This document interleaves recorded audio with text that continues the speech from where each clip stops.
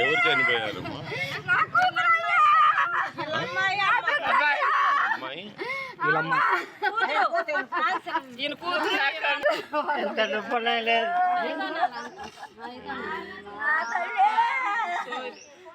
వాళ్ళు చల్లగిరిలో ఉంటారా?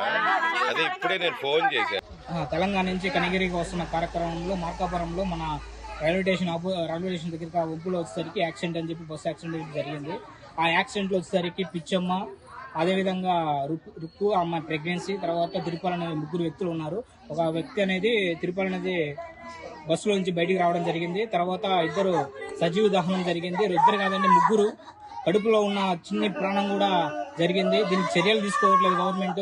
తక్షణమే చర్యలు తీసుకోవాలి. ఇలాంటి బస్సులను తెలంగాణ నుంచి మన ఆంధ్రాకి దాదాపుగా 800 కిలోమీటర్లు అప్ అండ్ డౌన్ 1600 కిలోమీటర్లు నడుస్తున్న వెహికల్ కి సరిగ్గా అదేవిధంగా తెలంగాణ నుంచి మన ఆంధ్రాకి శ్రీరామనవమి ఉత్సవానికి వాళ్ళ ఊరు జరుగుతున్న ఉత్సవాలకు రావడానికి అక్కడి నుంచి కనిగిరికి రావడం జరిగిన సంఘటనలో నిండు ప్రాణాలు బలి తీసుకోవడం జరిగింది.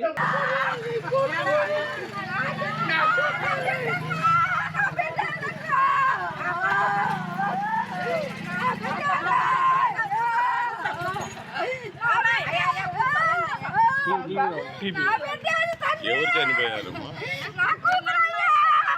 అమ్మాయి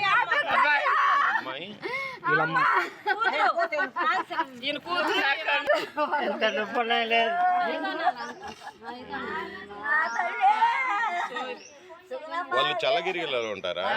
అదే ఇప్పుడే నేను ఫోన్ చేశాను.